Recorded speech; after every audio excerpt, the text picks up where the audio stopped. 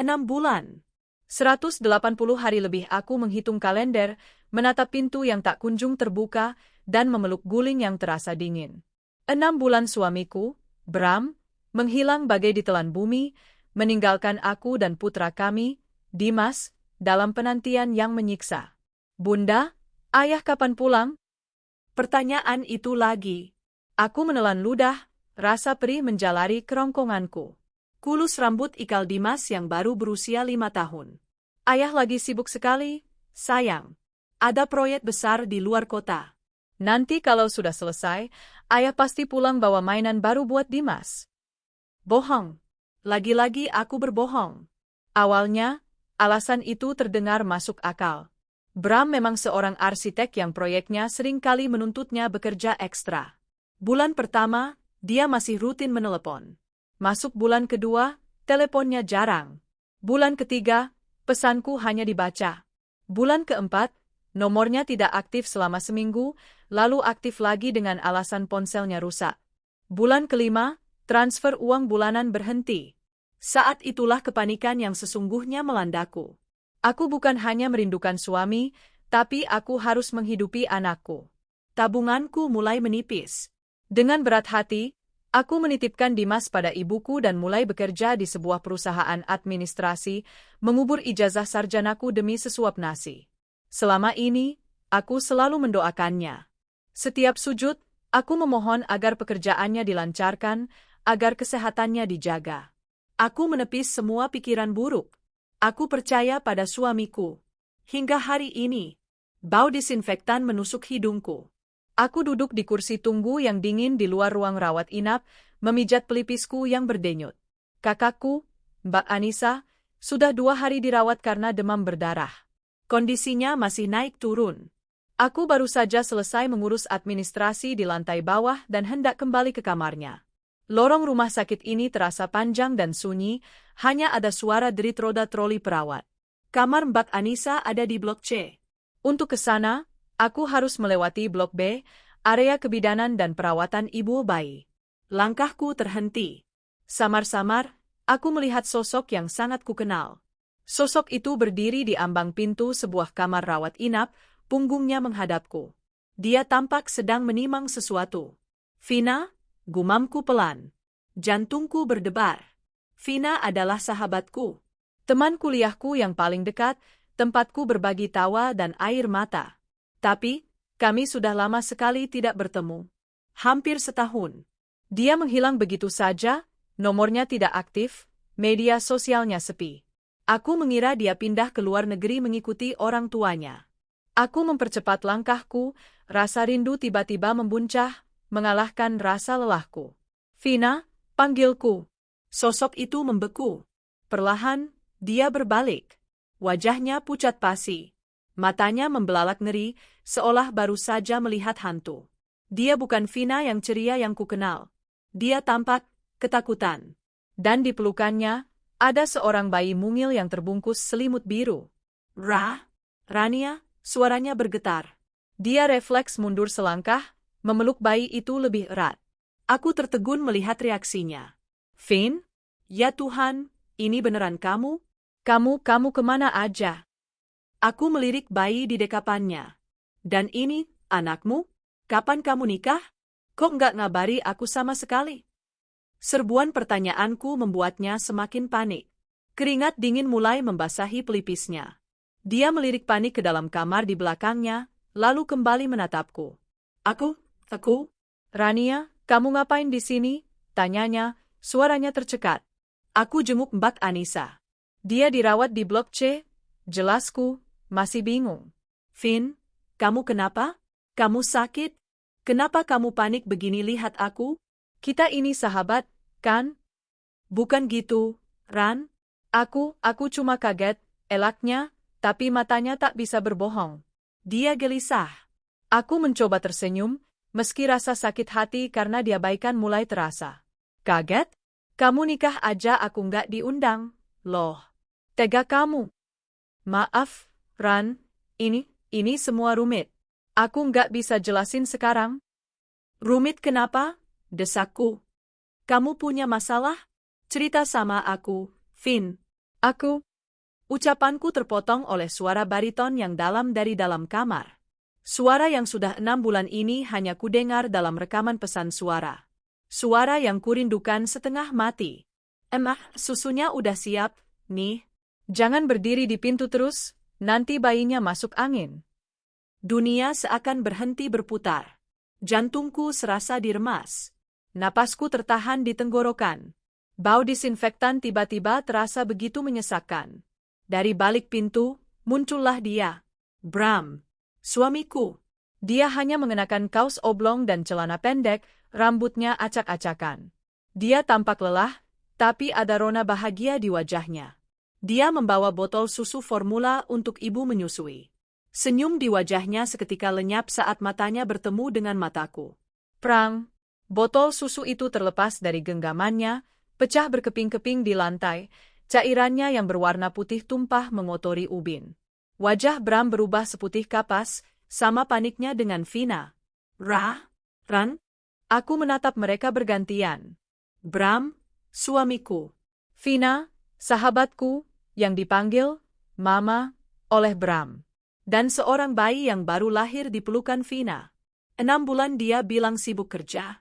6 bulan dia bilang ada proyek besar. 6 bulan anakku menangis rindu ingin bicara di telepon tapi tak pernah diangkat. Pantas saja.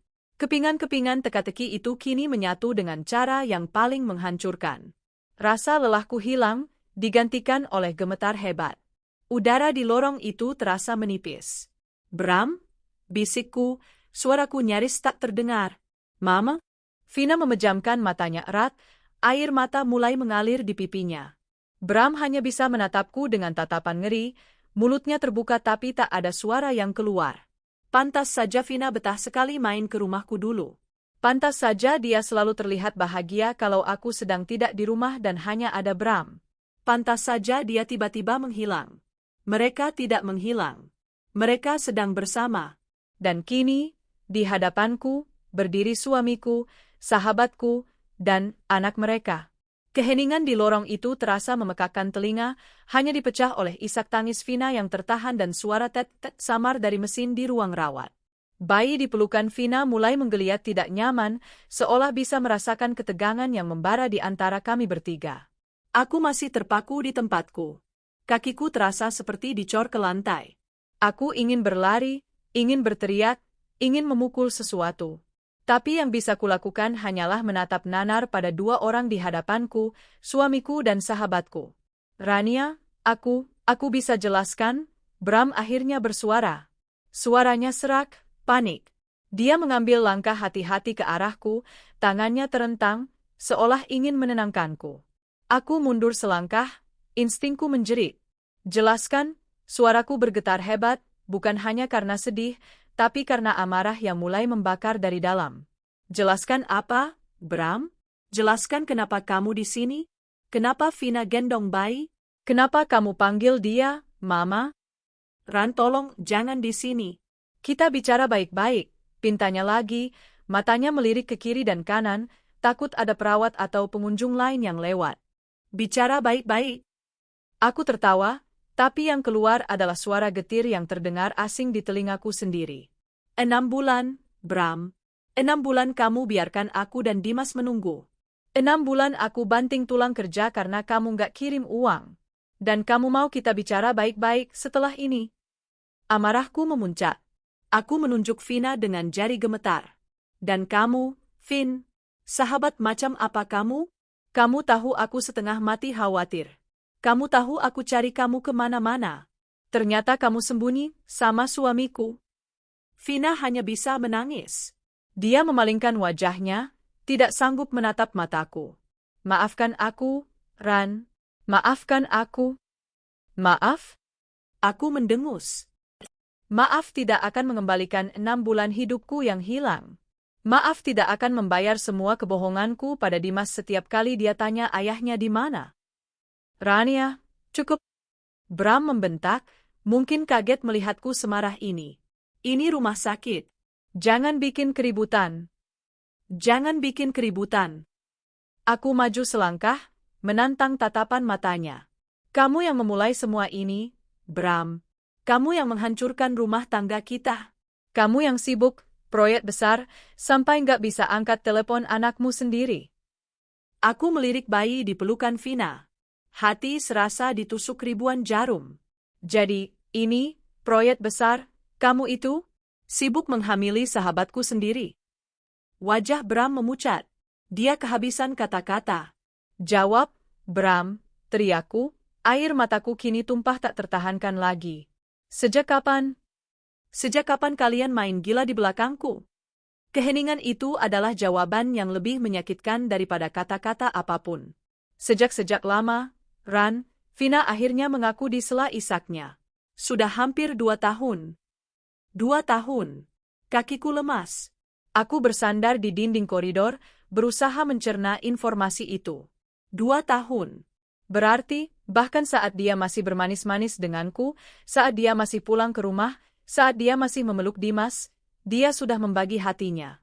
Bahkan saat Vina masih sering main ke rumah kami, memakan masakanku, mendengarkan curhatku tentang betapa sibuknya Bram, dia sedang menertawakanku dalam hati. Pantas saja, bisikku, teringat semua kejanggalan yang dulu kutepis.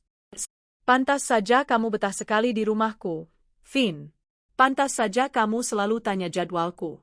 Kamu nggak bahagia kalau aku ada di rumah, karena kamu menunggu suamiku.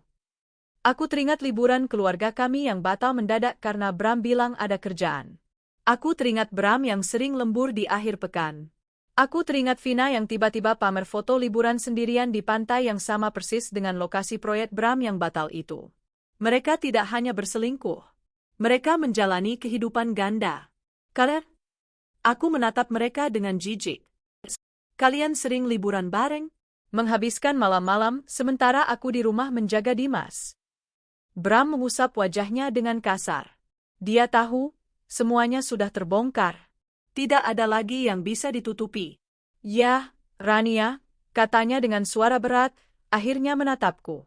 Kami sudah menikah siri. Napasku tercekat. Apa? Kami menikah siri 1 tahun yang lalu, lanjut Bram, seolah baru saja mencabut jantungku dari dadaku.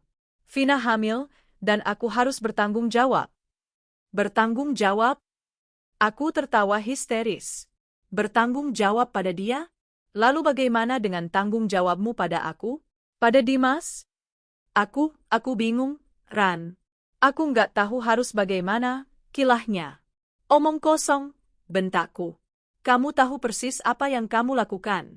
Kamu sengaja menelantarkan kami. Kamu sengaja nggak kirim uang. Kamu pikir aku dan Dimas bisa hidup dari apa? Dari udara? Aku nggak bermaksud begitu, Ran. Terus maksudmu apa? Aku berteriak frustrasi. Kamu menghilang 6 bulan terakhir ini kemana? Kamu menemani dia hamil, kan? Kamu sibuk jadi suami siaga buat dia, sementara anakmu sendiri di rumah sakit kangen setengah mati sampai nggak mau makan. Bayi itu mulai menangis kencang, mungkin terkejut mendengar teriakanku. Vina panik mencoba menenangkannya, membawanya masuk kembali ke kamar rawat. Bram menatapku dengan tatapan bersalah. Tidak. Itu tatapan putus asa karena tertangkap basah. Dan rumah? Aku teringat sesuatu. 6 bulan ini kalian tinggal di mana? Jangan bilang kalian tinggal di rumah yang di luar kota itu.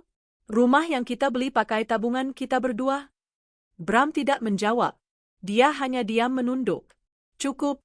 Itu sudah cukup. Rumah itu? Kataku lirih, menahan amarah yang siap meledak. Rumah yang kubeli bersamamu. Rumah yang seharusnya untuk masa tua kita. Kamu bawa perempuan ini ke sana. Rania, dengar dulu. Aku sudah dengar semuanya, Bram, potongku cepat. Rasa sakit yang tadi melumpuhkanku kini berubah menjadi kekuatan dingin yang mengerikan. Aku menghapus air mataku dengan kasar. Aku menatap lurus ke matanya. Kamu lupa sesuatu, Bram? Kamu lupa perjanjian pranikah kita? Ekspresi wajahnya berubah. Kepanikan yang sesungguhnya kini terlihat jelas di matanya. Perjanjian yang kamu tanda tangani, lanjutku dengan suara datar yang mematikan. Perjanjian yang bilang, kalau salah satu dari kita berselingkuh, semua harta bersama jatuh ke tangan anak kita. Dan yang berselingkuh, harus pergi dari rumah tanpa membawa apapun. Mata Bram membelalak. Dia lupa. Dia benar-benar lupa? Kamu pikir aku bodoh, Bram? Aku tersenyum sinis.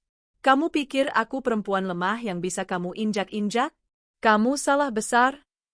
Aku menoleh ke pintu kamar Vina, di mana dia pasti sedang menguping dengan ketakutan.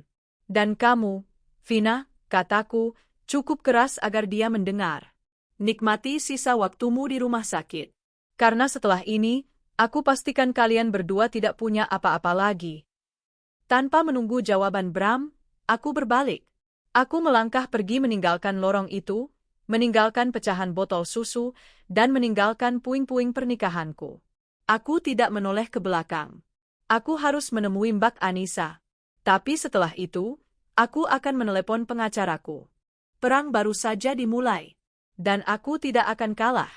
Aku tidak tahu bagaimana kakiku berhasil membawaku pergi dari koridor Blok B itu.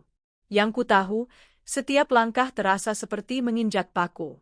Dunia di sekelilingku berputar, suara-suara di rumah sakit, pengumuman dari interkom, derit sepatu perawat, obrolan pengunjung, terdengar mendengung dan jauh. Air mata yang tadi berhasil kutahan kini mengalir deras, membakar pipiku. Aku tidak peduli lagi pada tatapan orang-orang. Rasa sakit ini begitu menusuk, begitu fisik, seolah ada tangan raksasa yang meremukkan dadaku dari dalam. 2 tahun. Menikah siri. Punya anak. Di rumah kami. Kalimat-kalimat itu terus berputar di kepalaku seperti kaset rusak. Pengkhianatan ini terlalu dalam, terlalu berlapis. Ini bukan sekadar perselingkuhan biasa. Ini adalah konspirasi yang dirancang oleh suamiku dan sahabatku sendiri. Aku sampai di depan kamar rawat Mbak Anissa. Aku berhenti sejenak, berusaha menarik napas dalam-dalam, mencoba mengusap sisa-sisa air mata. Aku tidak ingin membuatnya khawatir. Tapi usahaku sia-sia. Begitu aku membuka pintu, Mbak Anissa yang sedang setengah berbaring di ranjangnya, langsung menatapku dengan cemas. Rania?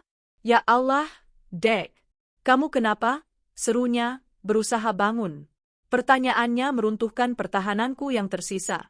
Aku ambruk di kursi sebelah ranjangnya dan tangisku pecah sejadi-jadinya. Aku menangis untuk 6 bulan penantianku, untuk kebohonganku pada Dimas, untuk doaku yang sia-sia, dan untuk kebodohanku karena mempercayai mereka berdua. Bak, hancur, Bak? Semuanya hancur? Isaku, membenamkan wajah di selimut rumah sakit yang kaku. Hancur kenapa? Siapa yang hancur? Kamu diapain? Mbak Anissa mengulurkan tangannya, mengelus punggungku yang berguncang hebat. Cerita sama Mbak, Ran. Siapa yang bikin kamu kayak gini? Dengan suara yang putus-putus, aku menceritakan semuanya. Dari kecurigaanku, alasanku bekerja, sampai penemuan mengerikan di lorong Blok B beberapa menit yang lalu. Tentang Vina. Tentang bayi itu. Tentang panggilan, Mama. Tentang pengakuan Bram. Semakin banyak aku bercerita, wajah Mbak Anissa semakin mengeras. Tangannya yang tadi mengelusku kini terkepal erat. Bram dan Vina, desisnya, suaranya syarat akan amarah. Kurang ajar. 2 manusia itu nggak punya hati. Beraninya mereka? Aku nggak tahu harus gimana lagi, Mbak. Aku malu. Aku Mbak Anissa memotongku, suaranya tegas. Kamu nggak bodoh, Rania. Kamu korban. Kamu istri yang setia. Mereka yang iblis. Mbak Anissa meraih gelas air di nakas dan menyodorkannya padaku. Minum dulu. Tenangkan dirimu. Kamu nggak boleh hancur. Ingat, ada Dimas. Nama Dimas seperti cambuk yang menyadarkanku. Benar. Ini bukan hanya tentang aku. Ini tentang masa depan putraku. Amarah yang tadi sempat padam karena rasa sakit, kini berkobar lagi, lebih besar dan lebih dingin. Mbak benar, kataku, suaraku serak tapi tidak lagi bergetar. Aku menegakkan punggungku. Aku nggak boleh hancur. Mereka yang harus hancur. Aku mengambil ponsel dari dalam tasku. Jari-jariku gemetar sedikit saat aku mencari sebuah nama di kontak. Mau telepon siapa? Tanya Mbak Anissa. Pak Haris, jawabku singkat. Pak Haris adalah pengacara keluarga kami, orang yang dulu membantuku menyusun perjanjian pranikah. Bram meremehkan perjanjian itu, menganggapnya hanya formalitas konyol dari keluargaku yang terlalu kolot. Hari ini, formalitas konyol itu akan menyelamatkan aku dan Dimas. Telepon tersambung di dering ketiga. Selamat sore, Pak Haris. Ini Rania, kataku, suaraku datar dan dingin. Sore, Bu Rania. Ada yang bisa saya bantu? Tumben sekali. Pak, saya mau aktifkan klausul dalam perjanjian pranikah saya. Segera. Ada jeda hening di seberang sana. Pak Haris adalah seorang profesional. Dia tidak bertanya macam-macam. Baik, Bu Rania. Klausul yang mana, jika boleh saya tahu? Perselingkuhan. Suami saya, Bramantio, terbukti berselingkuh, menikah siri dengan wanita lain, dan baru saja memiliki anak dari pernikahan itu. Saya punya saksi, yaitu sahabat saya sendiri yang menjadi pelakornya. Saya bertemu mereka di rumah sakit. Saya mengerti, suara Pak Haris terdengar serius. Itu lebih dari cukup. Apa yang Ibu ingin saya lakukan? Saya mau gugat cerai. Saya mau hak asuh Dimas jatuh penuh ke tangan saya. Dan sesuai perjanjian, saya mau semua aset bersama, rumah di Pondok Indah, rumah di Puncak, 2 mobil, dan seluruh isi rekening bersama, dibekukan atas nama saya untuk dialihkan atas nama Dimas. Dan aku menarik napas. Saya mau Bapak segera kirimkan somasi pengosongan ke alamat rumah di Puncak. Mereka tinggal di sana. Saya mau mereka keluar dari rumah saya paling lambat lusa. Baik, akan segera saya proses, kata Pak Haris. Satu lagi, Pak, tambahku. Bram bekerja di perusahaan konstruksi milik paman saya, kan? Saya mau Bapak hubungi Paman Aris. Bilang padanya, keponakannya minta hadiah kecil. Saya mau Bramantio dipecat hari ini juga. Dengan tidak hormat. Mbak Anissa menatapku dengan mata terbelalak, ada secercah rasa ngeri sekaligus bangga di matanya. Akan saya sampaikan, Bu, kata Pak Haris. Saya turut prihatin atas apa yang menimpa Ibu. Tapi Ibu tenang saja, kita akan menangkan ini. Kita akan ambil semua yang menjadi hak Ibu dan Dimas. Terima kasih, Pak. Aku menutup telepon. Rasanya kosong. Tidak ada kepuasan. Yang ada hanya rasa dingin yang menusuk tulang. Aku baru saja menghancurkan hidup laki-laki yang pernah kucintai, ayah dari anakku. Tapi kemudian aku teringat wajah panik Dimas setiap kali teleponnya tidak diangkat oleh Bram. Aku teringat punggungku yang sakit karena harus lembur di kantor baru. Aku teringat wajah Vina yang pura-pura bersimpati saat aku curhat tentang suamiku. Rasa kosong itu hilang. Digantikan oleh Baja. Bagus, Dek, kata Mbak Anissa pelan, menggenggam tanganku. Bagus. Jangan beri mereka ampun. Mereka tidak pantas mendapatkannya. Aku mengangguk. Aku mau lihat, Mbak, kataku lirih. Seberapa jauh cinta mereka bisa bertahan saat mereka tidak punya apa-apa lagi. Aku duduk di samping ranjang Mbak Anissa selama 1 jam berikutnya, meskipun pikiranku melayang jauh. Kami bicara, tapi aku tidak ingat apa yang kami bicarakan. Yang ku tahu, genggaman tangan Mbak Anissa yang hangat menjadi satu-satunya peganganku pada realitas. Rasa dingin dan kebas yang tadi membekukanku perlahan memudar, digantikan oleh gelombang amarah dan sakit hati yang silih berganti. Kamu harus pulang, Dek, kata Mbak Anissa akhirnya, suaranya lembut namun tegas. Dimas nungguin kamu di rumah Ibu. Kamu harus kuat buat dia. Aku mengangguk kaku. Aku takut, Mbak. Aku takut melihat Dimas. Aku harus bilang apa sama dia. Kamu gak perlu bilang apa-apa dulu. Peluk dia. Tunjukkan kalau kamu ada. Itu sudah lebih dari cukup, nasihatnya. Dan ingat, Rania, jangan pernah goyah. Laki-laki kayak Bram itu racun. Kamu sudah potong lukanya, jangan sampai infeksinya menyebar lagi. Aku menarik napas panjang, mengumpulkan sisa-sisa kekuatanku. Makasih, Mbak.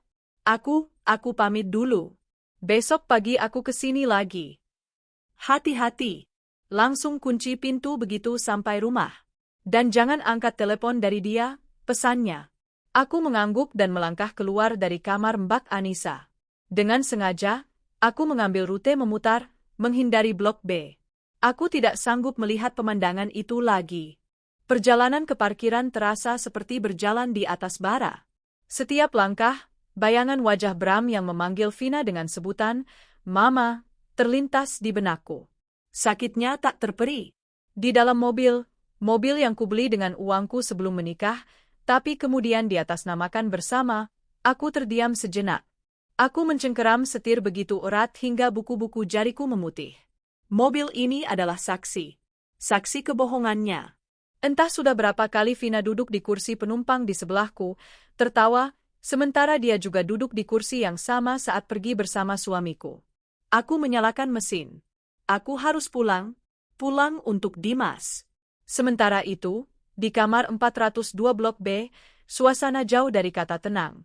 Setelah Rania pergi, Bram terdiam mematung selama beberapa menit di koridor, menatap pecahan botol susu di lantai. Seorang petugas kebersihan datang dan menegurnya dengan ketus. Bram, dengan linglung, kembali masuk ke kamar. Vina sedang menangis di ranjangnya, bayi mereka yang juga menangis kini sudah terlelap di boks bayi di sebelahnya. Dia tahu, Bram. Dia tahu, isak Vina, wajahnya sembab. Gimana ini? Rania, dia tadi kelihatan marah sekali. Dia pasti akan... Dia nggak akan apa-apa, potong Bram. Suaranya lebih keras dari yang dimaksud.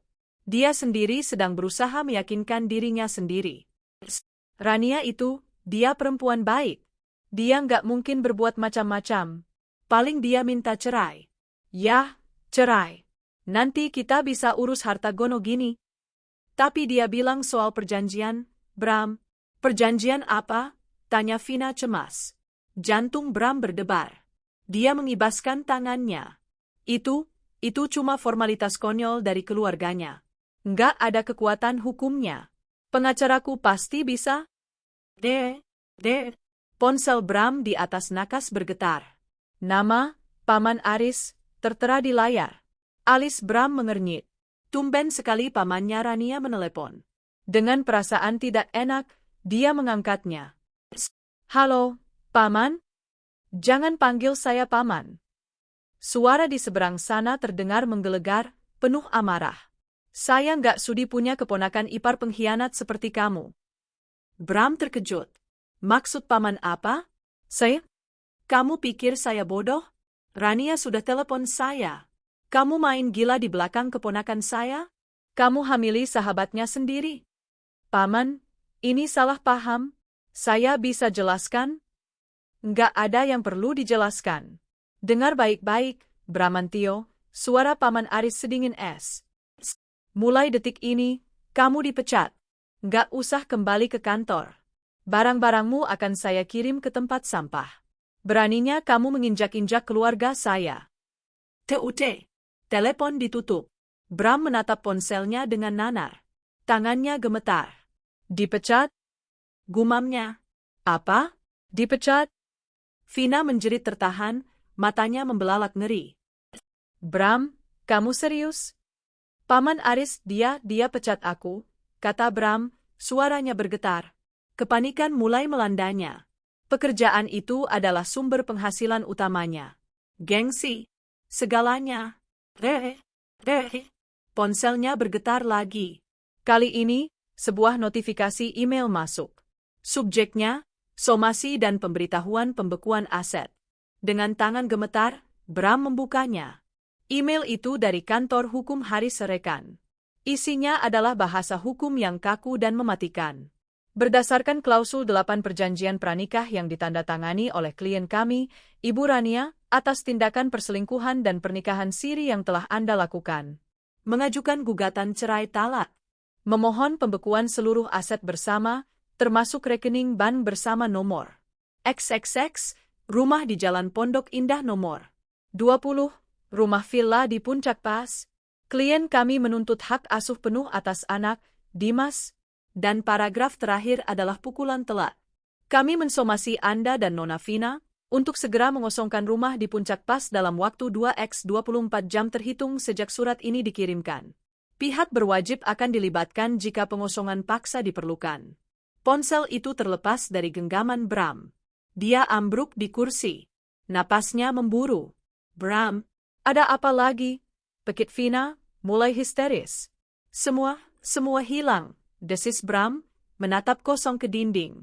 Rumah, rekening, semua dibekukan. Rania mengambil semuanya. Dia menatap Vina dengan pandangan kosong. Dan kita diusir dari rumah puncak. Kita harus keluar lusa. Enggak mungkin. Vina menjerit. Kita mau kemana, Bram? Aku baru melahirkan. Bayi kita gimana? Ini enggak mungkin. Rania enggak mungkin sekejam itu. Bram tidak menjawab. Dia mengambil ponselnya lagi, jarinya dengan panik menekan nomor Rania.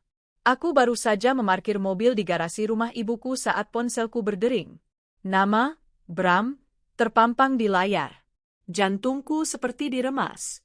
Ada sepersekian detik dorongan untuk mengangkatnya, untuk mendengarkan apa lagi kebohongan yang akan dia katakan. Tapi kemudian aku teringat suara tangis Dimas. Aku menekan tombol merah. Tolak. Dia menelepon lagi. Tolak. Lagi. Tolak.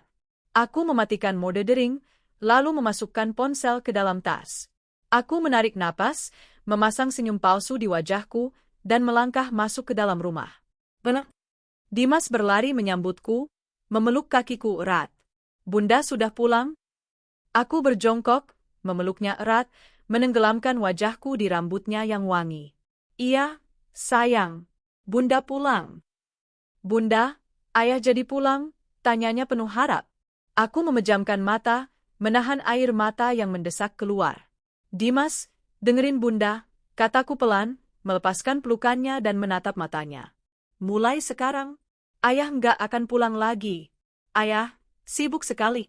Jadi, mulai sekarang, hanya ada Bunda dan Dimas. Ya? Mata bulatnya menatapku bingung, lalu bibirnya mulai bergetar. Kenapa? Ayah nggak sayang Dimas lagi. Bukan, sayang, bukan. Aku memeluknya lagi, hatiku hancur berkeping-keping. Ayah sayang Dimas.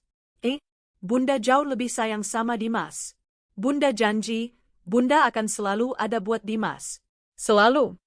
Dimas menangis di pelukanku. Dan aku menangis bersamanya. Di rumah sakit, Bram melemparkan ponselnya ke dinding. Dia kalah. Dia hancur.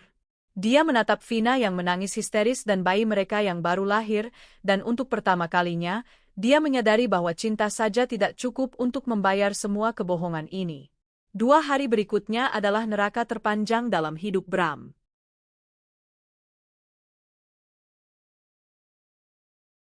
Di kamar rumah sakit yang berbau steril itu, cinta yang dulu terasa menggebu-gebu kini terasa seperti racun yang mencekik. Vina tidak berhenti menangis, menyalahkan Bram atas segala yang terjadi. Bayi mereka, yang seharusnya membawa kebahagiaan, kini lebih sering menangis, seolah ikut merasakan kepanikan kedua orang tuanya. Kamu bilang Rania lemah, Bram. Kamu bilang dia nggak akan berani, isak Vina di sela tangisnya. Mana aku tahu dia akan segila ini, balas Bram, suaranya serak karena frustrasi dan kurang tidur. Dia bukan Rania yang kukenal. Dia Rania yang sama. Kamu saja yang terlalu bodoh meremehkannya, pekit Vina. Lalu sekarang kita gimana? Kita diusir. Kita nggak punya uang sepeser pun. Kamu dipecat. Setiap kata Vina adalah tamparan. Bram menatap ponselnya. Tidak ada satupun panggilan atau pesan dari teman-temannya. Berita pemecatannya pasti sudah menyebar. Dia kini paria. Masalah terbesar datang di hari ketiga, Vina dan bayinya sudah diizinkan pulang. Tapi tagihan rumah sakit harus dilunasi terlebih dahulu. Bram berdiri di depan meja administrasi, wajahnya pucat. Dia sudah mencoba semua kartu yang ada di dompetnya. Kartu kredit bersama, ditolak. Kartu debit rekening bersama, saldo dibekukan. Kartu kredit pribadinya, ditolak, limitnya sudah habis dipakai untuk biaya Vina selama ini. Maaf, Pak, kata petugas administrasi itu dengan tatapan curiga. Semua kartu Bapak ditolak. Apa ada metode pembayaran lain?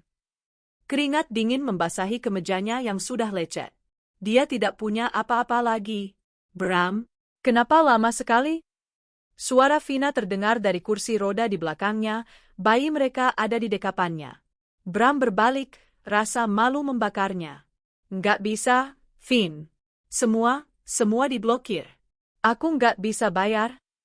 Wajah Vina yang sudah pucat kini berubah menjadi putih seperti mayat. Nggak bisa bayar? Jadi kita tertahan di sini. Di puncak keputusasaan, Vina akhirnya melakukan hal yang paling memalukan. Dia menelepon ibunya. Aku tidak tahu apa yang mereka bicarakan, tapi yang kudengar dari tempatku menunggu adalah isak tangis Vina yang memohon-mohon dan suara ibunya di seberang telepon yang terdengar marah besar. 1 jam kemudian, seorang pria paruh baya, ayah Vina, datang. Wajahnya mengeras seperti batu. Dia berjalan lurus ke meja administrasi, membayar lunas tagihan dengan kartu debitnya, tanpa menoleh atau menyapa Bram sedikitpun. Vina, ikut papa pulang, kata ayahnya dengan nada datar. Vina menatap Bram dengan ragu. Tapi, Pak, Bram, dia bukan urusan papa lagi, bentak ayahnya. Kamu sudah bikin malu keluarga. Sekarang pilih, ikut papa dan selamatkan anakmu, atau tetap di sini bersama laki-laki nggak berguna ini. Vina menangis. Tapi dia bangkit dari kursi roda, menggendong bayinya, dan berjalan mengikuti ayahnya. Sebelum masuk ke mobil, Vina menoleh ke Bram, yang hanya bisa berdiri mematung di lobi rumah sakit. Aku akan ke rumah puncak dulu. Aku harus ambil barang-barangku, katanya lirih. Ayahnya mendengus. Untuk apa? Rumah itu sudah disita, kan? Tapi dia tetap menyuruh sopirnya menuju ke puncak. Bram, dengan sisa uang tunai di dompetnya yang hanya cukup untuk taksi, ikut menyusul. Dia harus mengambil setidaknya ijazah dan beberapa pakaiannya. Aku tidak pergi ke rumah puncak. Aku tidak sudi menginjakkan kaki di tempat yang sudah dinodai itu. Tepat pukul 14 siang, 2 hari setelah somasi dikirimkan, aku duduk di ruang tamu ibuku, memeluk Dimas yang sedang tertidur di pangkuanku. Ponselku bergetar. Telepon dari Pak Haris. Selamat siang, Bu Rania. Saya hanya ingin mengabarkan, kata Pak Haris dengan nada profesional. Tim kami, didampingi 2 petugas keamanan, sudah tiba di lokasi rumah puncak. Bagaimana keadaannya, Pak? Tanyaku datar. Mereka ada di sana, Bu. Baru saja tiba dengan taksi, tampaknya dari rumah sakit. Mereka sedang panik memasukkan pakaian ke dalam koper. Aku memejamkan mata. Jadi mereka benar-benar menunggu sampai detik terakhir. Tim saya sedang membacakan surat perintah pengosongan resmi. Sesuai prosedur. Kita beri mereka waktu 15 menit untuk mengambil barang-barang pribadi mereka, hanya pakaian dan dokumen. Semua aset lain, sesuai perjanjian, akan tetap di tempat. Lakukan, Pak, bisikku. Di puncak, suasana jauh dari tenang.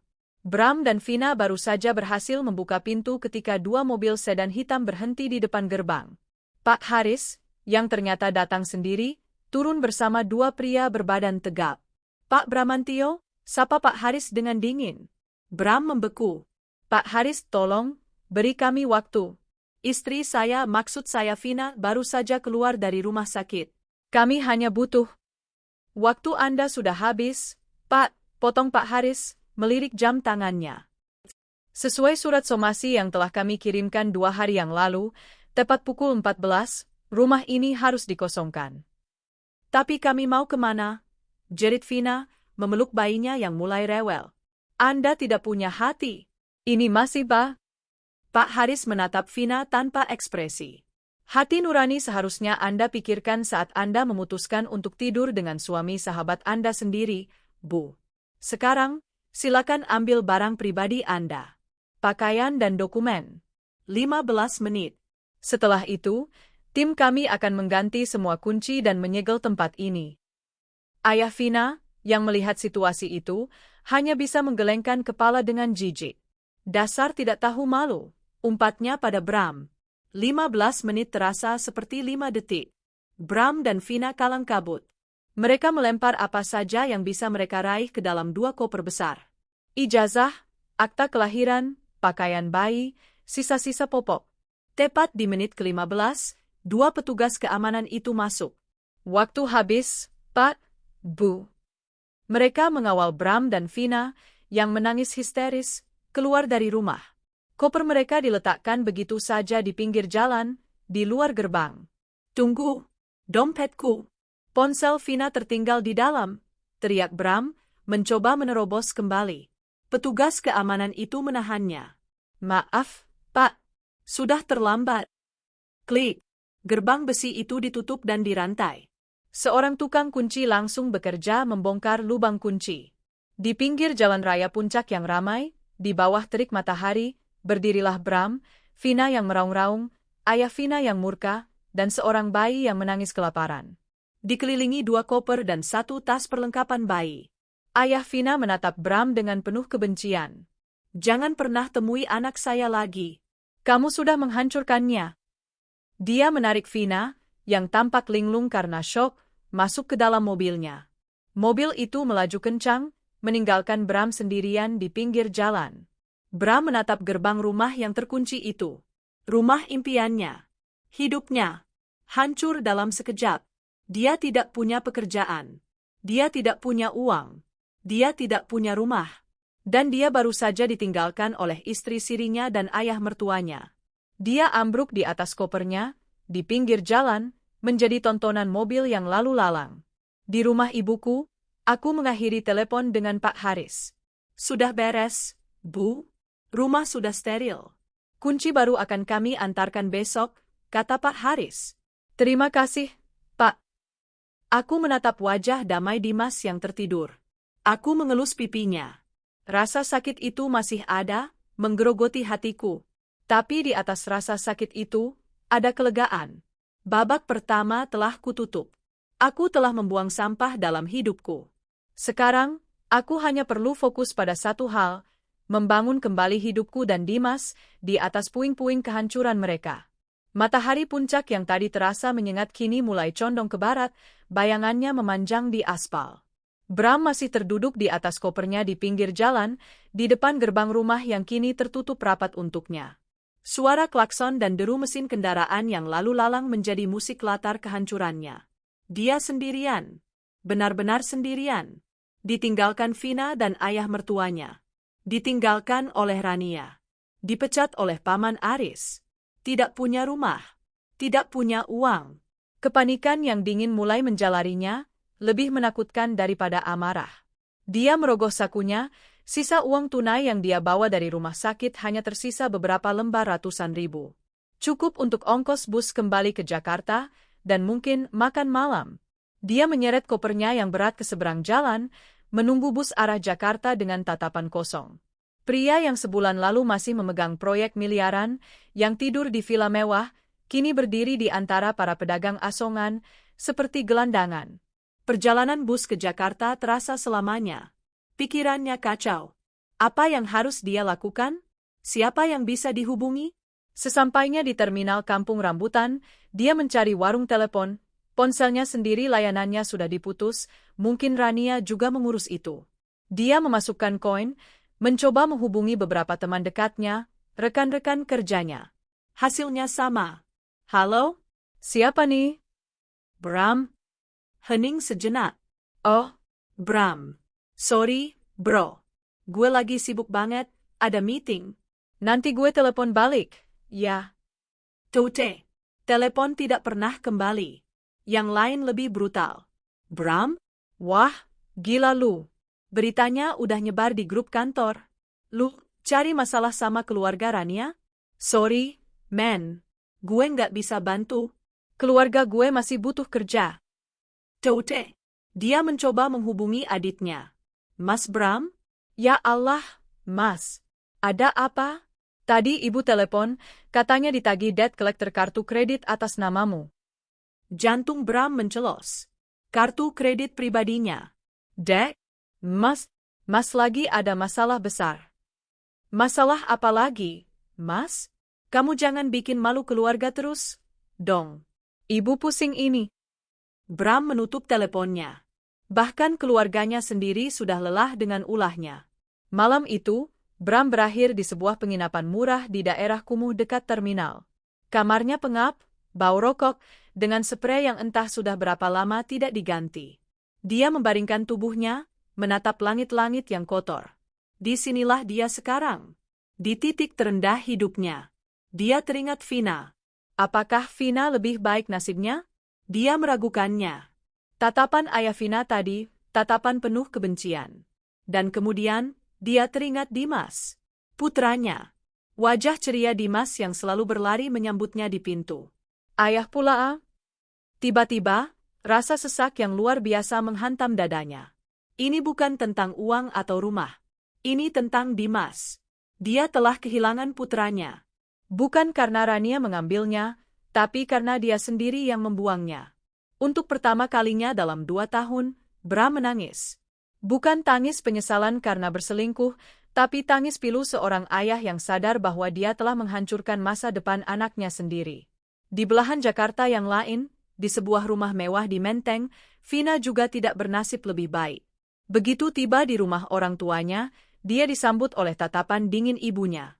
Bayinya, yang terus menangis karena perjalanan yang menegangkan, langsung diambil oleh seorang pengasuh yang sudah disiapkan. Bawa ke kamar atas. Pastikan dia tidak kedinginan, perintah ibunya dengan suara datar. Aha, baik. Vina mencoba meraihnya. Dia cucu mami. Dia akan dirawat, potong ibunya. Sekarang, kamu, ikut papi ke ruang kerja. Ruang kerja ayahnya terasa seperti ruang sidang. Ayahnya duduk di belakang meja kayu jatinya yang besar, sementara Vina dan ibunya duduk di kursi di hadapannya. Jadi, ayahnya memulai, suaranya tenang namun mematikan. Kamu sudah berhasil mempermalukan keluarga ini sampai ke akar-akarnya. Pak, diam, bentak ayahnya. Papi nggak habis pikir, Vina. Kurang apa kami membesarkan kamu? Sekolah tinggi-tinggi, fasilitas mewah, kamu milih jadi pelakor? Merusak rumah tangga sahabatmu sendiri. Aku cinta sama Bram, Pak, jerit Vina. Cinta? Ayahnya tertawa sinis. Cinta laki-laki yang sekarang jadi gelandangan itu? Kamu pikir papi nggak tahu? Papi sudah cek. Bramantio itu dipecat, semua asetnya dibekukan. Dia itu sekarang nol besar. Dan kamu dengan bodohnya terikat sama dia. Dia ayah dari anakku, Pak. Dia bukan siapa-siapa. Suara ayahnya menggelegar. Dengar baik-baik, Vina. Mulai hari ini, kamu tinggal di rumah ini. Kamu tidak boleh keluar tanpa izin mami. Semua kartumu sudah papi blokir. Ponselmu, serahkan. Enggak, papi enggak bisa lakuin ini. Bisa? Ayahnya menggebrak meja. Pilihannya cuma 2. Kamu ikuti aturan papi, atau kamu keluar dari rumah ini, papi coret dari kartu keluarga, dan silakan kamu jadi gelandangan bersama laki-laki pilihanmu itu. Vina terdiam. Air matanya luruh. Dia menatap ibunya, memohon bantuan. Ibunya hanya memalingkan muka, kecewa. Dia tidak punya pilihan. Dia menyerahkan ponselnya. Dia kini adalah seorang tahanan di rumahnya sendiri. Dia punya bayi, tapi dia tidak punya suami. Dia punya kemewahan, tapi dia tidak punya kebebasan. Dia telah mengorbankan segalanya untuk cinta, dan kini dia tidak memiliki apa-apa. Seminggu berlalu sejak hari di rumah sakit itu. Mbak Anissa sudah pulang dan berangsur pulih di rumahnya. Aku, setelah menginap seminggu di rumah ibu, memutuskan untuk kembali. Bukan kembali ke masa lalu, tapi kembali ke rumahku. Rumah di Pondok Indah itu terasa dingin dan kosong saat aku pertama kali membukanya. Tapi ini rumahku. Rumah Dimas. Bunda, kita pulang ke rumah? Tanya Dimas, matanya berbinar melihat kamar mainannya yang lama. Iya, sayang. Ini rumah kita. Mulai sekarang, hanya ada Bunda dan Dimas di sini. Kita akan mulai hidup baru, kataku sambil tersenyum, mengelus kepalanya. Aku mulai membenahi rumah. Membuang semua barang-barang Bram yang tersisa di lemari. Foto-foto pernikahan kami, aku menurunkannya satu persatu. Sakit, tentu saja. Tapi setiap kali aku menurunkan satu foto, rasanya bebanku berkurang sedikit. Sore itu, Pak Haris menelepon. Selamat sore, Bu Rania. Prosesnya berjalan lancar. Akta cerai akan segera keluar minggu depan. Pengalihan aset atas nama Dimas sudah hampir selesai. Ibu tidak perlu khawatir. Terima kasih banyak, Pak, kataku lega. Oh ya, satu lagi, Bu. Pihak Tuan Bramantio dia tidak mengajukan banding atau perlawanan. Sepertinya dia menerima semua tuntutan ibu. Bagus, kataku singkat. Dan, soal Nona Vina. Orang tuanya menghubungi saya. Mereka menjamin Nona Vina tidak akan pernah mengganggu ibu atau Tuan Bramantio lagi. Mereka sepertinya mengurungnya. Aku terdiam sejenak. Ada sedikit rasa kasihan pada Vina. Sedikit sekali, tapi rasa itu langsung hilang saat teringat pengkhianatannya. Itu urusan mereka, Pak. Setelah menutup telepon, aku berdiri di balkon kamarku, menatap taman belakang yang dulu sering kami pakai untuk barbeku. Ada rasa hampa. Tapi anehnya, ada juga rasa lega. Rasa bebas. Aku tidak lagi menunggu suami yang tidak akan pulang. Aku tidak lagi harus berbohong pada anakku. Aku tidak lagi harus hidup dalam kecurigaan. Memang sakit. Tapi seperti kata Mbak Anissa, luka ini sudah kupotong. Aku menarik napas dalam-dalam, merasakan udara sore yang segar. Besok aku harus kembali bekerja, Dimas harus kembali sekolah. Hidup harus terus berjalan. Bunda, bikin susu, teriak Dimas dari dalam. Aku tersenyum. Ya, sayang. Bunda data. Aku berbalik, melangkah masuk ke dalam rumah. Meninggalkan bayang-bayang masa lalu di belakangku, dan melangkah menuju cahaya baru. 1 bulan telah berlalu. 1 bulan sejak hari di koridor rumah sakit itu. 1 bulan sejak duniaku runtuh, dan 1 bulan sejak aku memutuskan untuk membangunnya kembali dari awal. Akta cerai sudah di tanganku. Putusan pengadilan, yang berjalan sangat cepat karena Bram tidak mengajukan perlawanan dan bukti-bukti yang kuberikan terlalu kuat, menetapkan hak asuh Dimas jatuh sepenuhnya padaku. Sesuai perjanjian pranikah, seluruh aset bersama kini telah dibekukan dan dalam proses pengalihan nama menjadi atas nama Dimas, dengan aku sebagai walinya. Rumah di Pondok Indah ini, yang tadinya terasa dingin dan berhantu, kini mulai terasa seperti rumah lagi. Pagi ini, aroma kopi segar menguar di dapur, bercampur dengan wangi roti panggang. Aku duduk di meja makan, memeriksa email pekerjaan di laptopku, sementara Dimas, yang sudah rapi dengan seragam sekolahnya, sedang asyik menggambar di buku gambarnya. Bunda, lihat, serunya, menunjukkan sebuah gambar. Ini Dimas, ini Bunda. Kita lagi di pantai. Aku tersenyum, mengelus kepalanya. Bagus banget, sayang. Nanti liburan sekolah kita ke pantai, ya. Berdua saja. Asik, serunya. Lalu, dia terdiam sejenak, matanya yang bulat menatapku. Ayah, apa ayah nanti ikut? Pertanyaan itu masih sesekali muncul. Tapi nadanya berbeda.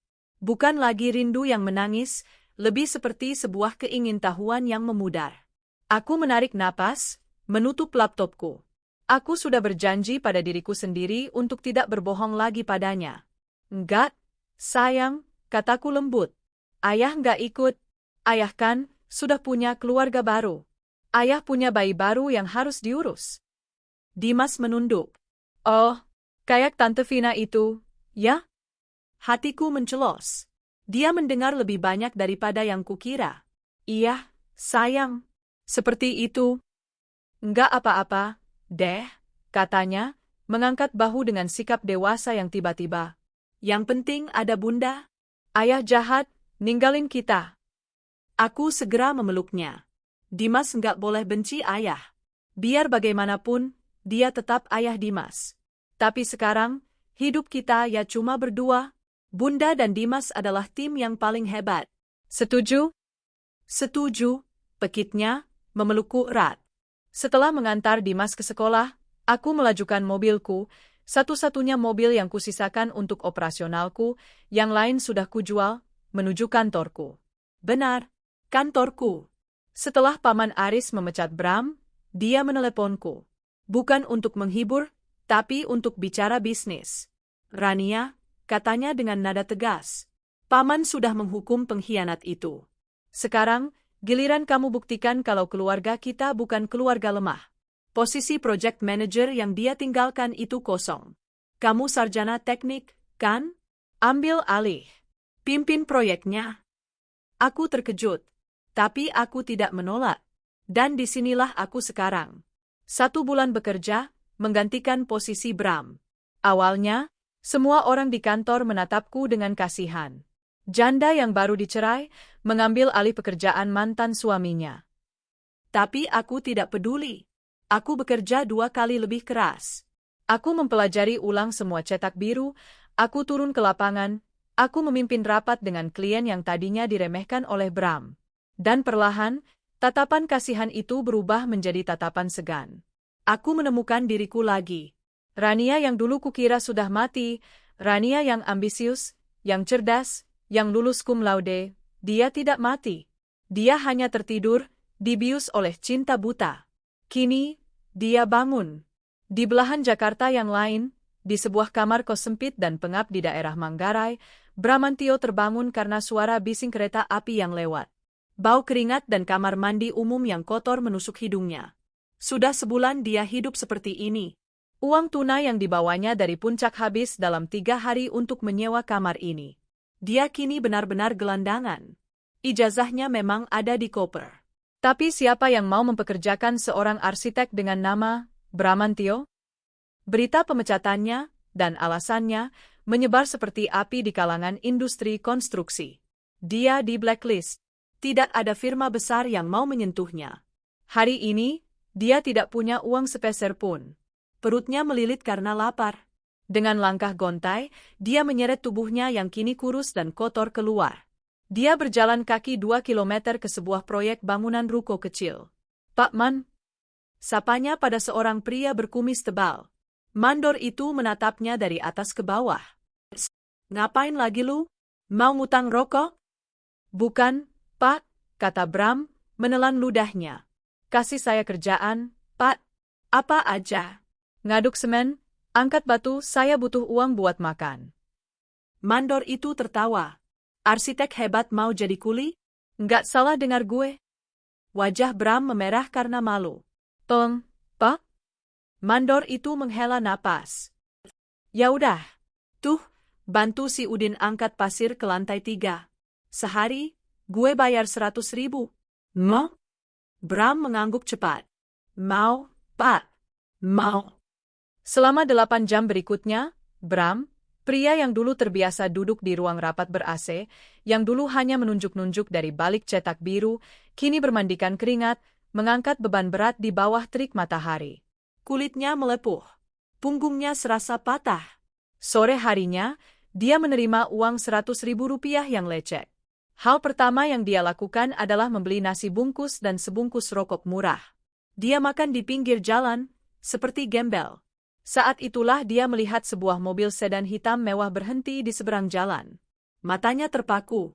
Itu mobil yang dia kenal. Mobil ayah Vina. Dari dalam mobil, Vina turun. Dia tampak berbeda. Dia gemuk, tapi tidak terawat. Matanya bengkak. Dia mengenakan daster rumah yang kusam. Dia terlihat seperti tahanan. Dia turun untuk membeli sesuatu di apotek. Hati Bram berdebar. Dia berlari menyeberang jalan, tidak peduli klakson mobil. "Vina?" panggilnya. Vina menoleh.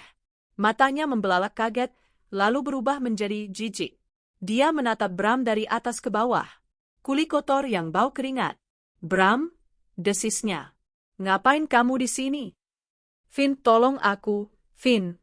Bram menggapai tangannya. "Aku nggak punya apa-apa. Aku kelaparan." Vina menarik tangannya dengan kasar. "Jangan sentuh aku. Kamu bau." "Vina, kita ini suami istri. Kamu harus bantu aku." "Suami?" Vina tertawa histeris. "Suami macam apa kamu? Kamu bikin aku hancur. Aku dikurung di rumah, Bram. Aku nggak boleh ketemu anakku sendiri kecuali di jadwal. Ponselku disita. Ini semua gara-gara kamu. Tapi kita kan saling cinta." "Cinta nggak bikin kenyang, Bram," bentak Vina. "Hidupku sudah hancur. Jangan pernah cari aku lagi. Aku muak lihat muka kamu." Vina berlari masuk kembali ke mobilnya. "Jalan, Pak," perintahnya pada sopir. Mobil itu melaju kencang, meninggalkan Bram yang termangu di pinggir jalan, mencium aroma parfum mahal Vina yang tertinggal di udara. Cinta mereka. Cinta yang katanya menggebu-gebu. Lenyap begitu saja saat kemiskinan datang. Bram tertawa. Tawa yang terdengar seperti tangisan putus asa. Dia ditinggalkan. Lagi, Kali ini oleh wanita yang rela dia korbankan segalanya untuknya. Malam itu, Vina kembali ke penjara, emasnya di menteng. dia dilempar kembali ke kamarnya oleh ibunya. Mami bilang apa? Jangan pernah bicara sama laki-laki sampah itu lagi. Kamu mau papi coret kamu dari ahli waris, hah? Vina hanya menangis di lantai. Di Pondok Indah, aku baru saja selesai membacakan dongeng untuk Dimas. Bunda, gumamnya sebelum tertidur. Dimas sayang Bunda. Bunda lebih sayang Dimas, bisikku, mengecup keningnya. Aku mematikan lampu kamarnya dan berjalan ke balkon kamarku. Aku menatap langit Jakarta yang keruh. Aku tidak tahu apa yang terjadi pada Bram atau Vina. Dan jujur, aku tidak peduli. Ponselku bergetar. Sebuah pesan dari Paman Aris. Besok rapat jam 9. Klien dari Singapura suka proposal kamu. Jangan terlambat. Aku tersenyum. Aku menutup pintu balkon, siap menyambut hari esok. Hidupku, di atas puing-puing kehancuran mereka, baru saja dimulai. 1 tahun berlalu. 365 hari sejak aku berdiri di balkonku, menatap masa depan yang baru. Waktu telah mengubah rasa sakit yang tajam menjadi bekas luka yang samar, pengingat permanen akan kekuatan, bukan kelemahan. Dunia Rania yang dulu kini telah lenyap, digantikan oleh dunia yang kubangun sendiri. Pagi ini, aku tidak lagi mengantar Dimas ke sekolah dengan mobil sedan keluarga. Aku mengantarnya dengan SUV mewah baru yang kubeli dengan gajiku sendiri. Dimas, kini berusia 6 tahun, sudah jauh lebih ceria. Dia mengerti. Ayah tinggal di tempat lain, katanya. Dan itu sudah cukup baginya, selama Bunda ada di sini. Setelah mengantarnya, aku tidak pergi ke kantor administrasi yang kusam. Aku melaju ke jantung distrik bisnis Jakarta, ke sebuah gedung pencakar langit berkilauan. Selamat pagi, Bu Direktur.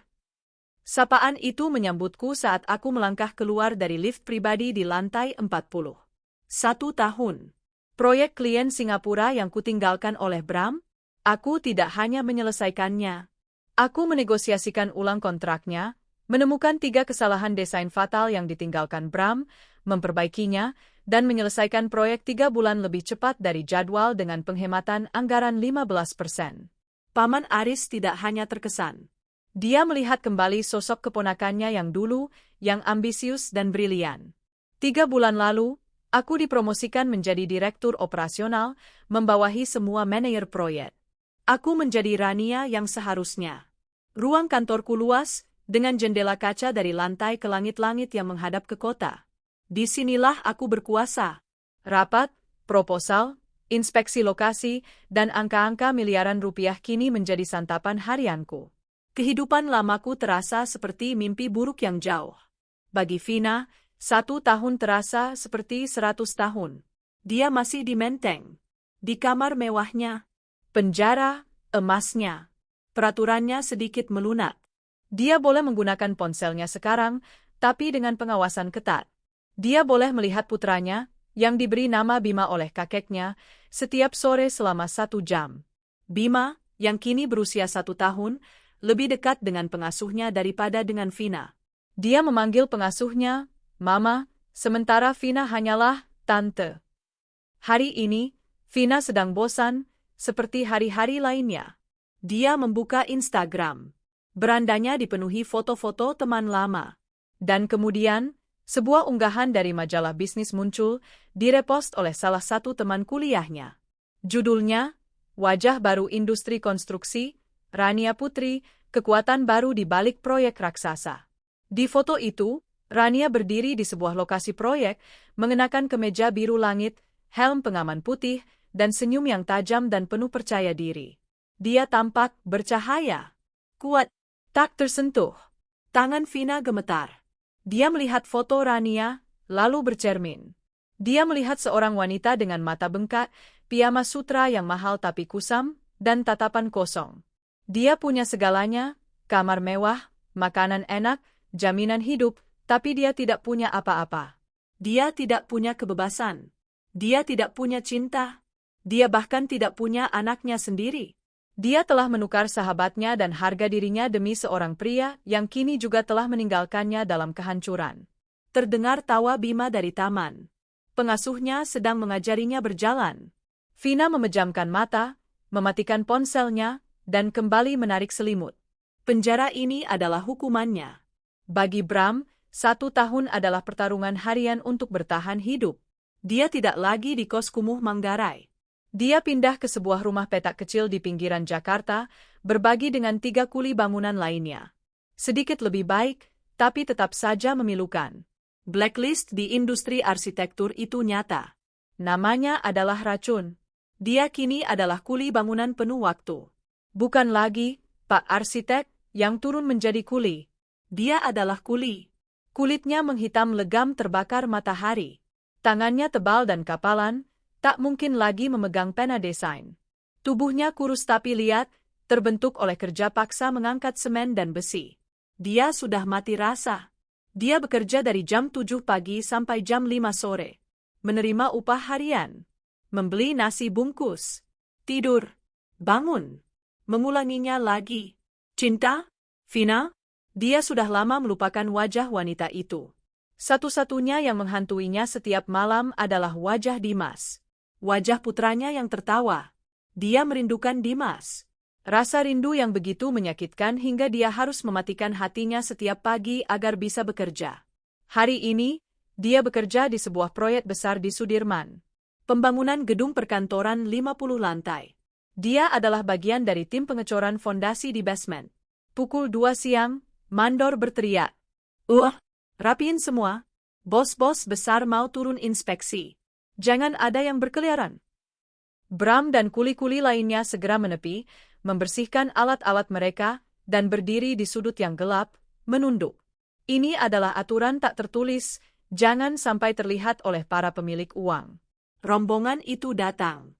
Suara sepatu mahal dan tawa ringan menggema di basement yang lembab.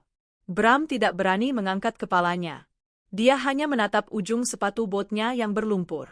Area sebelah sini, Pak, suara manajer lokasi terdengar gugup. Pengecoran S10 sudah sesuai jadwal. Kekuatan beton sudah kita uji. Lalu, Bram mendengar sebuah suara. Suara wanita. Jelas, tenang, dan berwibawa. Suara yang sudah 1 tahun tidak dia dengar, namun masih menghantuinya. Jadwal itu bagus, Pak Rahmat, kata suara itu. Tapi saya lebih peduli pada kualitas campurannya. Saya lihat laporan labnya, ada sedikit deviasi pada rasio air semen di titik S9. Saya mau Anda uji ulang hari ini juga. Saya tidak mau ada kompromi soal fondasi. Jantung Bram serasa berhenti berdetak. Perlahan, sangat perlahan, dia mengangkat kepalanya. Rombongan itu berjarak sekitar 10 meter darinya. Di tengah-tengah mereka, berdiri seorang wanita. Mengenakan kemeja putih bersih, celana bahan hitam, dan helm pengaman putih yang bertuliskan Rania P., Direktur Operasional. Itu dia, Ranianya. Dia tampak sangat berbeda. Lebih cantik, ya, tapi bukan itu. Dia tampak berkuasa. Dia memancarkan aura otoritas yang membuat semua pria berjas di sekelilingnya mengangguk patuh. Dan kemudian, seolah merasakan ada yang menatapnya, Rania menoleh. Mata mereka bertemu. Mata Rania yang tajam bertemu dengan mata Bram yang kotor, lelah, dan penuh lumpur. 1 detik. 2 detik. Wajah Bram pucat pasi di balik kotoran. Dia ingin bersembunyi. Dia ingin mati. Ini adalah penghinaan terbesar. Dia adalah kuli yang sedang membangun gedung milik Rania. Di mata Rania, Bram tidak melihat amarah. Dia tidak melihat kebencian. Dia tidak melihat rasa kasihan. Dia tidak melihat apa-apa. Bagi Rania, pria kotor di sudut itu hanyalah bagian dari latar belakang. Dia menatap Bram seperti dia menatap tiang beton atau tumpukan pasir. Tidak ada artinya. Rania memutus kontak mata lebih dulu. Dia berbalik kembali ke manajer lokasi. Jadi, Pak Rahmat, lanjutnya, suaranya tidak goyah sedikit pun. Saya tunggu laporan uji ulang itu di meja saya sebelum jam 5 sore. Kalau tidak, hentikan pengecoran. Baik, Bu Rania. Siap, Bu. Rombongan itu berjalan melewatinya, melangkah di atas lantai semen yang baru setengah kering. Suara hak sepatunya yang tajam beradu dengan lantai, terdengar seperti palu yang menghantam paku terakhir di peti mati Bram. Mereka pergi. Bram masih berdiri mematung. Tangannya gemetar hebat. Bram. Ngelamun aja, teriak mandornya. Angkat besi itu. Ker. Bram tersentak. Dia menatap tangannya yang kapalan. Lalu dia menatap ke arah lift barang yang baru saja dinaiki Rania. Dia telah menghabiskan 1 tahun membayar kebodohannya. Tapi baru hari ini dia menyadari hukuman yang sesungguhnya. Dia tidak hanya kehilangan segalanya. Dia telah menjadi debu di bawah kaki wanita yang dulu dia buang. Dengan bahu terkulai, Bram kembali mengangkat batangan besi yang berat. Dia telah hancur, dan Rania kini berdiri kokoh di atas puing-puing hidupnya. 3 tahun. 3 tahun telah berlalu sejak hari di koridor rumah sakit itu. 1000 hari lebih telah aku habiskan untuk menjahit kembali robekan di hatiku, bukan dengan benang rapuh masa lalu, tapi dengan benang baja yang ditempa dari keteguhan dan harga diri. Pagi ini, aku tidak berada di kantor. Aku tidak berada di rumah. Aku di sini, di pantai. Angin laut yang hangat menerbangkan rambutku yang kini tergerai panjang. Suara debur ombak menjadi musik latar, beradu dengan tawa riang putraku, Dimas. Bunda. Bunda, lihat, istana pasirku ada jembatannya. Aku tersenyum, melambaikan tangan dari tempatku duduk di atas tikar piknik. Dimas, kini berusia 8 tahun, berlari-lari kecil di bibir pantai. Dia tumbuh menjadi anak yang cerdas, periang, dan yang terpenting, dia merasa aman. Janji yang kuucapkan di kamarnya bertahun-tahun lalu, liburan ke pantai hanya berdua, akhirnya terwujud, dan sudah berkali-kali kami wujudkan. Kehidupan telah menemukan ritmenya yang baru. Ritme yang damai. Perusahaan konstruksi yang dipimpin Paman Aris kini memiliki 2 direktur operasional. Aku, dan seorang rekan baru. Kami berekspansi, memenangkan tender-tender besar yang bahkan dulu tak berani kami impikan. Namaku, Rania Putri, kini dikenal sebagai jaminan kualitas dan ketegasan. Aku telah membangun kembali duniaku. Dunia yang kokoh, yang tidak bisa diruntuhkan oleh pengkhianatan laki-laki manapun. Tentu, bayangan masa lalu itu masih ada. Mereka tidak sepenuhnya hilang. Tapi mereka tidak lagi memiliki kekuatan untuk menyakitiku. Mereka kini hanyalah hantu-hantu yang kutemui di persimpangan jalan, sebelum aku melaju meninggalkan mereka dalam debu. Seperti minggu lalu. Aku sedang dalam perjalanan pulang setelah menjemput Dimas dari latihan sepak bolanya. Kami berhenti di lampu merah yang padat di perempatan Kuningan. Dimas asyik berceloteh tentang gol yang dicetaknya, dan aku mendengarkan sambil tersenyum. Di sudut jalan, di bawah terik matahari sore, sekelompok kuli bangunan sedang beristirahat di trotoar, membuka bungkusan nasi mereka. Pemandangan yang biasa kulihat. Lalu, salah satu dari mereka mengangkat wajahnya untuk menyeka keringat. Mata kami bertemu sekilas. Bram. Atau, setidaknya, sisa-sisa dari Bram. Dia tampak 10 tahun lebih tua. Tubuhnya kurus kering, kulitnya legam terbakar matahari, tatapannya kosong. Janggut tipis yang tak terurus menutupi rahangnya yang dulu tegas. Dia menatap mobilku, SUV mewahku, lalu dia menatapku di balik kemudi. Aku melihat matanya membelalak ngeri. Ada rasa malu yang begitu dalam, rasa takut, dan kehancuran. Dia buru-buru menundukkan kepalanya dalam-dalam, menyembunyikan wajahnya, seolah berharap aku tidak melihatnya. Lampu berubah hijau.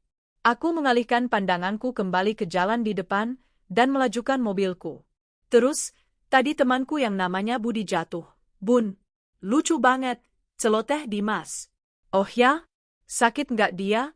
Tanyaku, pikiranku sudah beralih sepenuhnya pada ceritanya. Sosok di pinggir jalan itu sudah kulupakan bahkan sebelum mobilku mencapai perempatan berikutnya. Dia bukan lagi suamiku.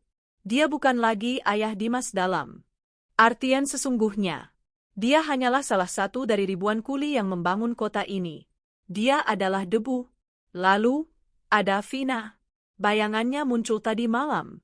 Sebuah pesan masuk di folder permintaan pesan di Instagramku. Dari akun baru tanpa foto profil. Rania, ini aku, Vina. Aku mohon, Ran, baca pesanku. Jemariku berhenti menggulir. Aku membukanya. Aku tahu aku nggak pantas dimaafkan. Aku tahu aku iblis. Tapi aku mohon, Ran, tolong aku. Aku sudah hancur. Hancur sehancur-hancurnya. Papi bangkrut tahun lalu, semua hartanya disita bank. Aku dan Mami sekarang tinggal di kontrakan kecil. Anakku, Bima, dia nggak tahu kalau aku ibunya. Dia dibesarkan oleh tanteku dan dia benci aku. Aku nggak punya apa-apa lagi, Ran. Aku nggak punya keahlian. Nggak ada yang mau terima aku kerja. Aku kelaparan. Aku ingat kamu orang yang paling baik yang pernah ku kenal. Aku mohon apapun, pinjaman, sisa makanan, apapun, Ran. Aku mohon. Aku membaca pesan panjang itu tanpa ekspresi. Tidak ada amarah. Tidak ada kebencian. Anehnya, juga tidak ada rasa kasihan. Yang ada hanya kehampaan. Aku teringat Vina yang dulu, yang ceria, yang tertawa di kafe bersamaku, yang memelukku saat aku sedih. Dan aku teringat Vina yang panik di koridor rumah sakit, menggendong bayi suamiku. Dia benar. Aku memang orang yang baik. Tapi kebaikanku bukan lagi untuknya. Kebaikanku telah dia racuni. Tanpa membalas satu kata pun, aku menekan tombol blokir. Dan hapus obrolan. Dia lenyap. Debur ombak sore ini terasa begitu menenangkan. Matahari mulai condong, mewarnai langit dengan warna oranye dan ungu yang indah. Aku telah melakukan apa yang harus kulakukan. Aku menghancurkan mereka, ya. Aku mengambil kembali apa yang menjadi hakku dan hak anakku. Aku memastikan mereka membayar setiap air mata yang diteteskan Dimas, setiap malam tanpa tidur yang kulewati. Mungkin aku kejam. Tapi dunia ini kejam. Dan mereka telah mengajariku cara bermain. Mereka membangun kebahagiaan sesaat mereka di atas pondasi kebohonganku. Sekarang, giliranku. Aku membangun kebahagiaan abadiku dan Dimas di atas puing-puing kehancuran mereka. Pantas saja. Pantas saja Vina panik hari itu. Pantas saja Bram gemetar ketakutan. Jauh di lubuk hati mereka, mereka tahu. Mereka tahu bahwa cinta terlarang mereka tidak akan sebanding dengan harga yang harus mereka bayar. Mereka tahu bahwa mereka telah memusik singa betina yang sedang tertidur. Teriakan Dimas menyadarkanku. Dia berlari ke arahku, tubuh mungilnya yang basah kuyup pasir langsung melompat ke pelukanku. Bunda, aku sayang Bunda, pekiknya, memelukku erat. Aku tertawa, balas memeluknya. Aku mencium puncak kepalanya yang beraroma garam dan matahari. Aku menatap cakrawala, di mana matahari perlahan tenggelam, menjanjikan hari esok yang baru. Bunda juga sayang Dimas, bisikku. Selamanya. Cerita mereka telah selesai. Hancur dan terlupakan. Ceritaku baru saja dimulai.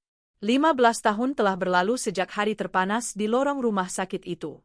Dunia telah berputar ribuan kali, mengubah musim, menumbuhkan pohon, dan mengikis batu. Luka yang dulu menganga kini telah sembuh total, hanya menyisakan bekas luka tipis berwarna perak, pengingat, bukan rasa sakit. Hari ini, udara dipenuhi kegembiraan. Aku duduk di barisan depan sebuah aula universitas yang megah, di antara ratusan orang tua lainnya. Di atas panggung, seorang pemuda tampan, tinggi, dan penuh percaya diri baru saja menerima gulungan ijazahnya. Dimas Bramantio Putri, sarjana teknik sipil, cum laude. Air mata haru menggenang di pelupukku. Putraku, duniaku. Dia berhasil. Dimas turun dari panggung, ijazah di tangannya, dan alih-alih bergabung dengan teman-temannya, dia berjalan lurus ke arahku. Di depan semua orang, dia berlutut dengan satu kaki di hadapanku. Bunda, katanya, suaranya dalam dan mantap, persis seperti, sudahlah. Semua ini bukan untukku. Ini untukmu. Terima kasih sudah menjadi ayah, ibu, sahabat, dan pahlawan terbaik yang pernah ada. Aku menariknya ke dalam pelukan erat, tawa bahagiaku bercampur isak haru. Bunda yang bangga sama kamu, sayang. Bangga sekali. Hidup kami sempurna. Setelah bertahun-tahun memimpin sebagai direktur operasional, aku kini menjadi salah satu partner di firma konstruksi itu. Aku tidak hanya membangun gedung, aku membangun kembali hidupku dan masa depan putraku. Rumah di Pondok Indah penuh dengan tawa, bukan lagi tangisan. Kami telah melupakannya. Mereka berdua. Mereka telah menjadi debu dalam sejarah kami, catatan kaki yang tidak penting. Ironisnya, takdir terkadang senang mengembuskan debu itu ke wajah kita. Minggu lalu, aku sedang menginspeksi salah satu proyek terbesarku, sebuah jembatan layang yang akan menghubungkan dua distrik bisnis. Aku berdiri di atas, helm dan rompi proyekku terpasang, memandangi kerangka baja yang kokoh. Di bawah, di antara puluhan pekerja, ada seorang mandor yang sedang memarahi kuli-kulinya. Aku tidak sengaja mendengar percakapan mereka saat angin membawanya ke atas. Kerja begitu saja tidak becus. Mau jadi apa kamu, Bram? Tua, sakit-sakitan, tapi angkat semen saja tumpah.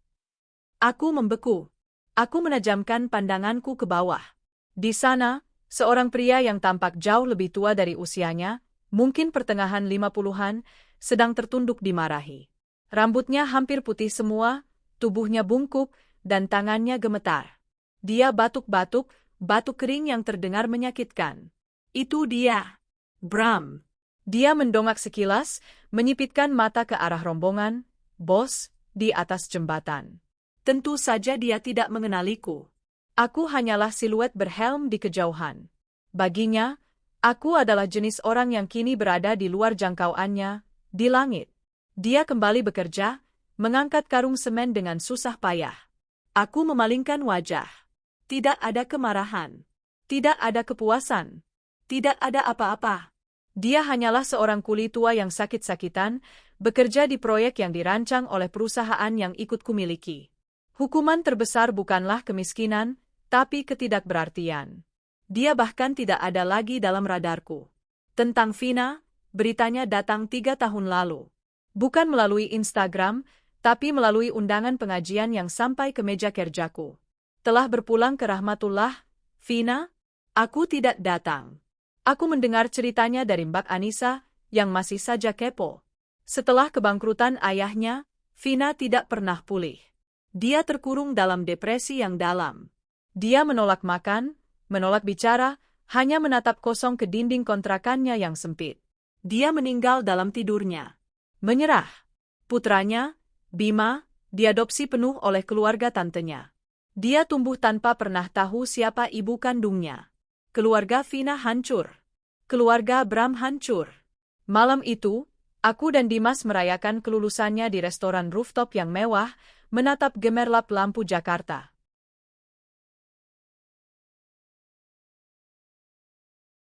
Bunda, kata Dimas, mengangkat gelas moktailnya. Untuk kita. Untuk kita, balasku, tersenyum. Pantas saja.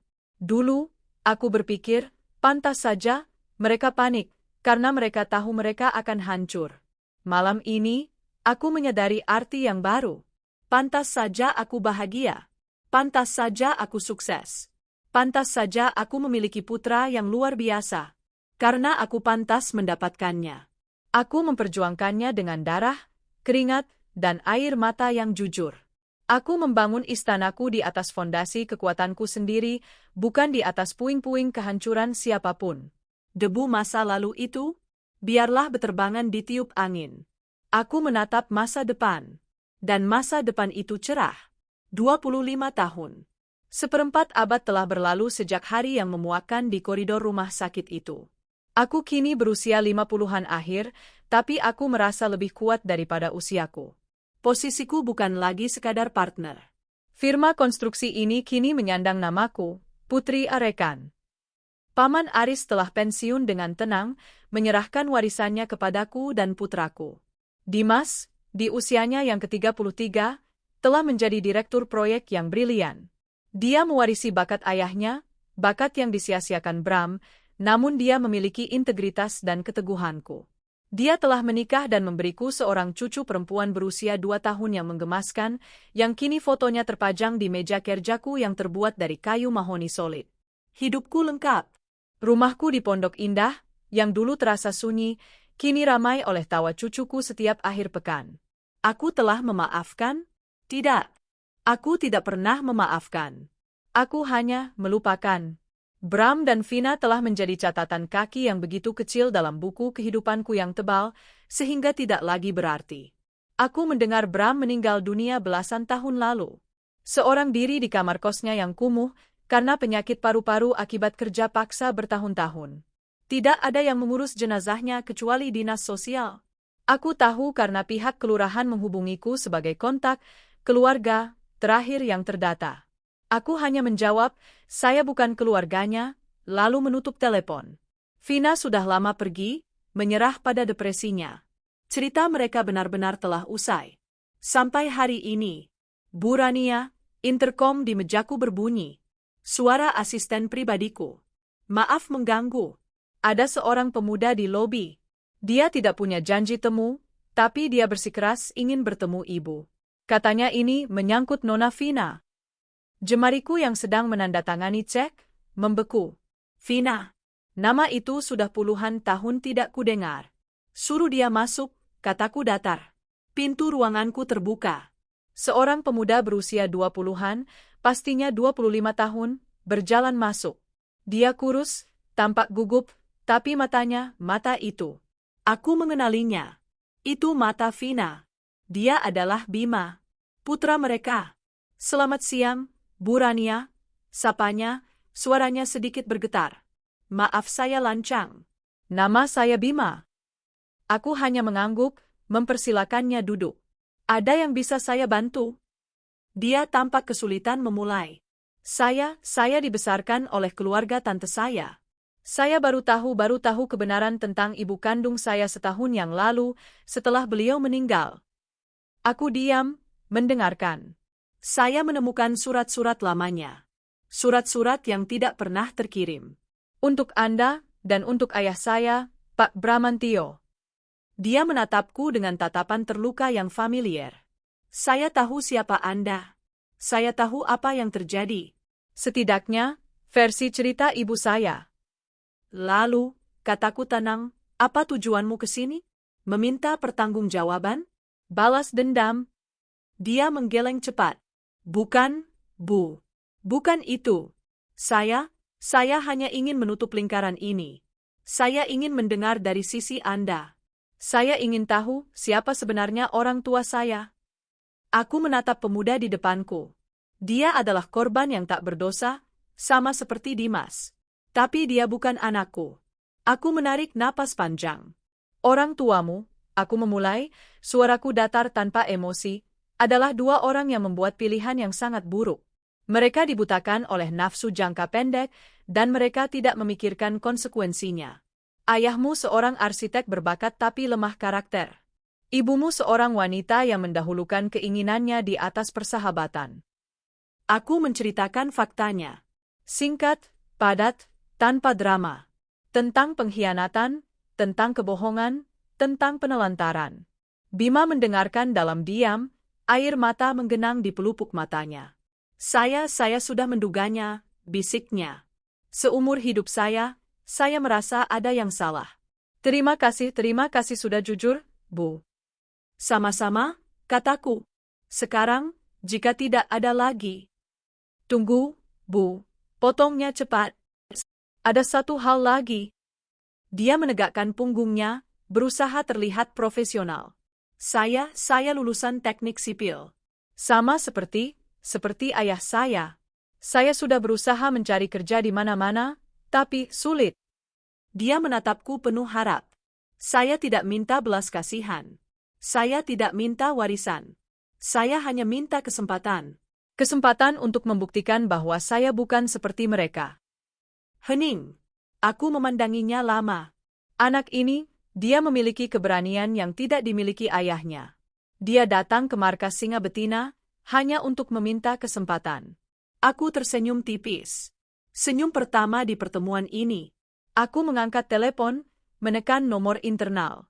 Dimas, kataku. Ya, Bun. Suara putraku terdengar dari seberang. Kamu lagi sibuk? Bunda ada kiriman anak baru. Lulusan teknik sipil. Namanya Bima. Dia ada di ruangan Bunda sekarang. Aku menatap Bima, yang terlihat pucat pasi mendengar nama, Dimas. Tolong tes dia, lanjutku. Tes dia sekeras mungkin. Kalau dia bagus, beri dia pekerjaan di proyekmu yang paling berat. Kalau dia jelek, suruh dia pulang. Aku menutup telepon dan kembali menatap Bima. Putra saya, Dimas, direktur proyek kami, akan menemuimu di lobi. Dia yang akan memutuskan nasibmu. Bima berdiri, kakinya gemetar. Dia tidak tahu harus berkata apa. Dia menatapku, seolah mencari jawaban, apakah ini hukuman atau kebaikan? Aku tidak memberinya jawaban. Selamat bekerja, Bima, kataku, mengalihkan pandanganku kembali ke tumpukan dokumenku. Dia mengangguk kaku, berterima kasih, lalu keluar dari ruanganku. Aku membiarkannya pergi. Pergi untuk menemui Dimas. Kakak tirinya, yang tidak akan pernah dia ketahui statusnya. Aku tidak tahu apakah Bima akan berhasil atau gagal. Aku tidak peduli. Aku telah bangkit dari puing-puing mereka.